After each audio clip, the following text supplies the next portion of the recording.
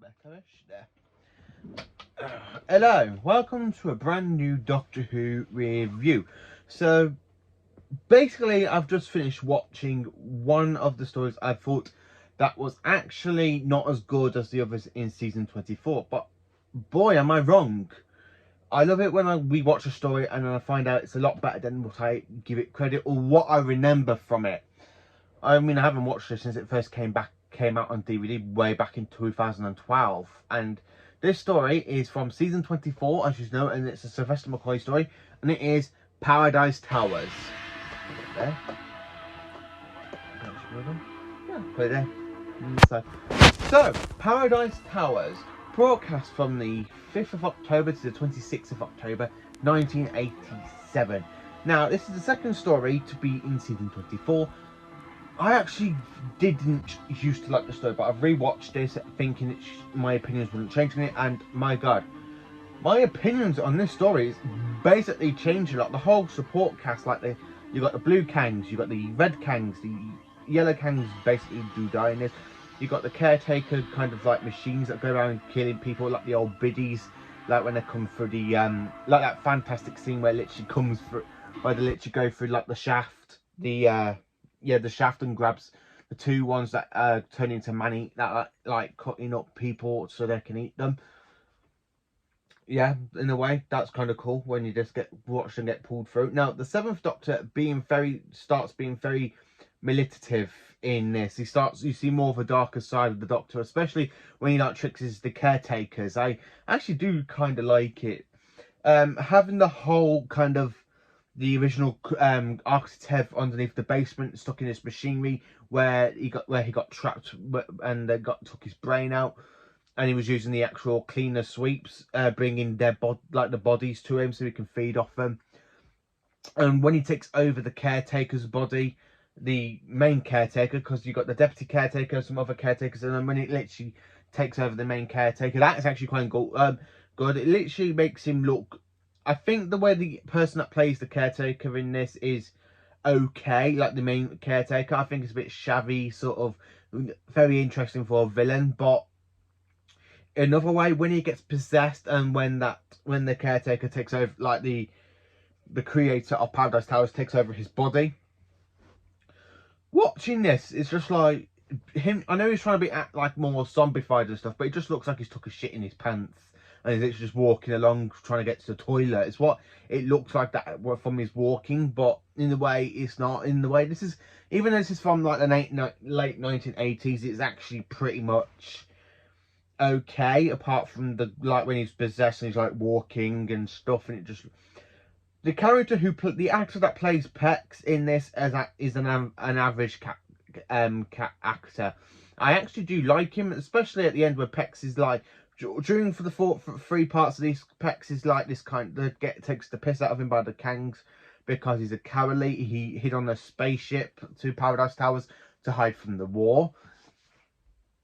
Yeah, and the way they just take the mick out of him for that, I think that's a bit cruel. But when he sacrifices himself at the end to try and destroy the Arctev inside the main caretaker's body, and he literally blows up with him, that's a kind of he goes out as he's in this. He starts off a very, very fantastic kind of character development. I mean, he literally starts off like being a coward and sort of stuff, and then he goes to a hero kilt where he dies, and then everybody remembers him that he's the evil, like he's a hero instead of being like this cowardly wimp.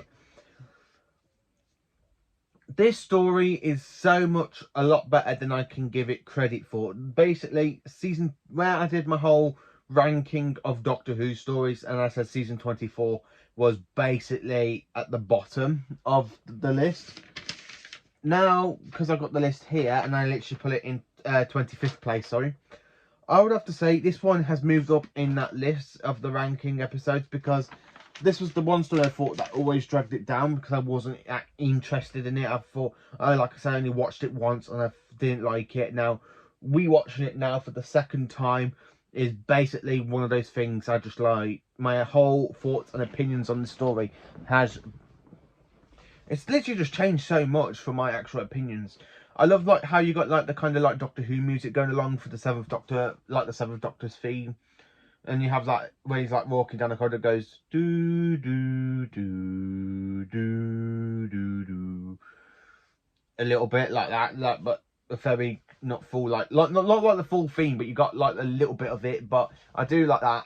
Bonnie Langford as Mel in this, she still does my head in. I mean, like the amount of times you can count how many times she screams in this episode. Again, it's just like, will you just stop screaming? I hate it with Bonnie Langford when she screams, because it literally just goes, it's one of those screams that can just go right through your skull, and you're just like, make it further screaming. Now, the best thing about it is when you have that, basically, when she's like in the pool, and you have that robotic creature in the pool trying to drown her. That's kind of cool. And the way she takes the gun off Pex and shoots it, yeah, okay, that's when Mel becomes a bit of a strong companion, really, because she destroys a robot. Not as much as Leela, because Leela, I mean, come on, Leela in Robots of Death literally just have a knife and she just goes, and she even killed a Santaran with a knife at the back of the neck. She's not as strong as Leela or as Ace, because Ace is the only companion that's beat up a Dalek with a baseball bat. Yeah, Mel's opinion, my opinion for Mel, just changing the story, is just a screaming, I think, that knocks it down for her. The K's, the Kangs, where you got blue Kangs and red Kangs and the old biddies, when the Doctor, like, when they all team up to try and take down the cleaners and the caretaker, like the caretakers join them as well. And then when the whole plot is basically, when everything's finished, you have them all like to get together and everything goes on, and then the Doctor just goes, "Now, have you cleaned off that graffiti off my TARDIS?" Yes. Yeah, because in this the TARDIS does get graffiti, and I do like, it's a really good story how the TARDIS just gets graffiti, and they have to clean it up for the Doctor before he leaves. I really actually do enjoy this story a lot more than I did used to, and I say season 24 will most probably move up now.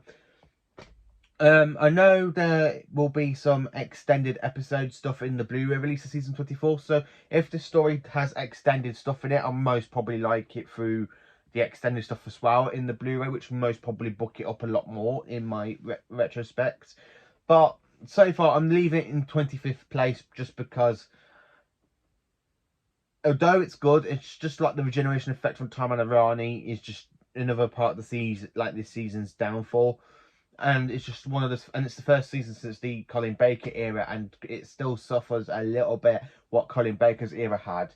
But this story is still mainly enjoyable. I actually kind of like it, and I actually enjoyed sitting down watching it.